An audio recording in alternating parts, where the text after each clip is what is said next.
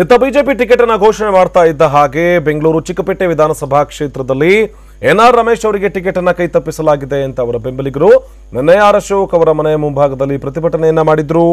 ಈ ಕ್ಷೇತ್ರಕ್ಕೆ ಬಿಜೆಪಿ ಉದಯ್ ಗರುಡಾಚಾರ್ ಅವರನ್ನು ಕಣಕ್ಕಿಳಿಸುವುದಕ್ಕೆ ನಿರ್ಧರಿಸಿ ಟಿಕೆಟ್ ಅನ್ನು ಫೈನಲೈಸ್ ಮಾಡಿತ್ತು.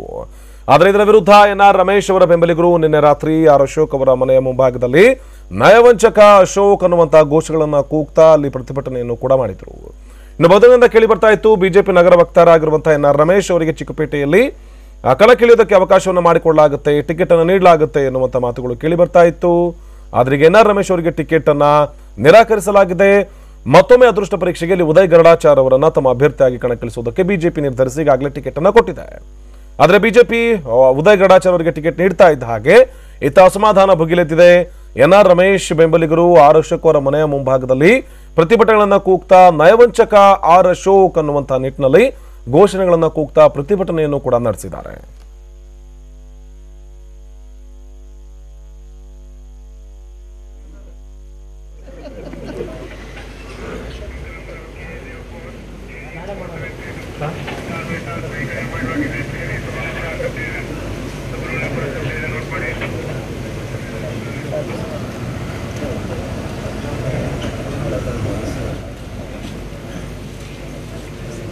ಫಸ್ಟ್ ಬ್ರೇಕಿಂಗ್ ನ್ಯೂಸ್ ಹಾಕಿ ಅಶೋಕ್ ಸೋಲು ಖಚಿತ.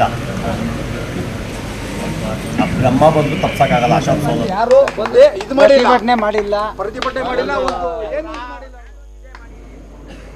ದಿನ ಬಿಜೆಪಿ ರಾಜಕಾರಣದಲ್ಲಿ ಕೇವಲ ಜಾತಿ ರಾಜಕಾರಣ, ಹಣದಿಂದ ರಾಜಕಾರಣ ತಗೊಂಡು ಟಿಕೆಟ್ ಕೊಡುವಂಥ ಹವ್ಯಾಸ ನಡ್ಕೊಂಡೇ ಬರ್ತಾಯಿತ್ತು. ಬೆಂಗಳೂರಲ್ಲಿ ನಿಜವಾಗ್ಲೂ ನಿಷ್ಠಾವಂತ ಹೋರಾಟಗಾರರಿಗೆ ಯಾವ ಕಾರಣಕ್ಕೂ ಬಿಜೆಪಿನಲ್ಲಿ ಬೆಲೆ ಇಲ್ಲ.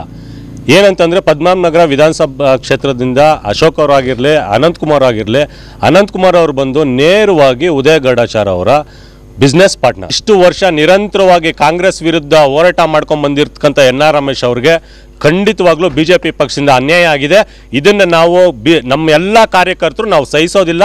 ಇದ್ರ ವಿರುದ್ಧ ಖಂಡಿತವಾಗ್ಲೂ ಒಂದು ದೊಡ್ಡ ಮಟ್ಟದಲ್ಲಿ ಹೋರಾಟ ಮಾಡೇ ಮಾಡ್ತೀವಿ. ಪದ್ಮನಾಭನಗರ ವಿಧಾನಸಭಾ ಕ್ಷೇತ್ರದಿಂದ ಎನ್ಆರ್ ರಮೇಶ್ ಅವರು ಇಂಡಿಪೆಂಡೆಂಟ್ ಆಗಿ ಸ್ಪರ್ಧೆ ಮಾಡೇ ಮಾಡ್ತಾರೆ. ಹೆಚ್ಚಿನ ಗೆಲುವಿನಲ್ಲಿ ಗೆದ್ದೇ ಗೆಲ್ತಾರೆ.